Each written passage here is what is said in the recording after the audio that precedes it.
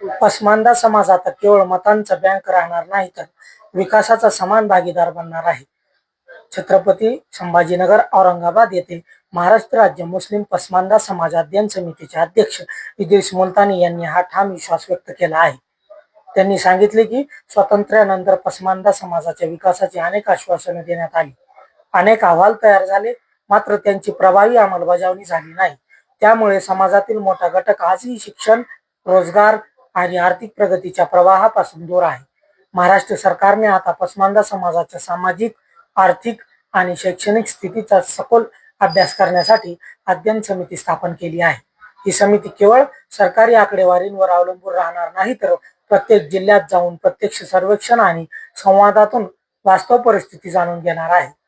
शिक्षण, कौशल्य विकास, रोजगार, स्वयंरोजगार आणि शासकीय योजनांचा लाभ अधिकाधिक नागरिकांपर्यंत पोहोचवावा यासाठी जिल्हानिहाय शिफारशी सरकारला सादर केल्या जाणार आहेत. इद्रिस मुलतानी यांनी सांगितले की पसमानदा समाजातील मनियार, तेली, कंबोली, दर्जी, जुलाहा, छप्परबंद, मेहतर, बागवान यांसारख्या अनेक पारंपरिक समाज घटकांच्या विकासासाठी ठोस धोरण तयार केले जाईल.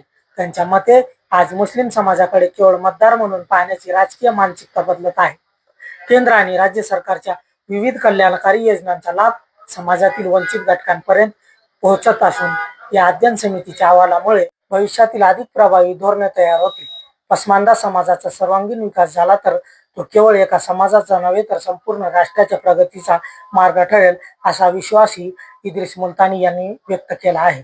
महाराष्ट्रातील आणि धाराशिव जिल्ह्यातील अशाच ताज्या घडामोडी पाहण्यासाठी आमच्या साबरमती न्यूज चॅनलला सबस्क्राईब करा, फॉलो करा, बेल आयकॉन बटन दाबायला विसरू नका. मी परवेज शेख, साबरमती न्यूज, उस्मानाबाद, धाराशिव.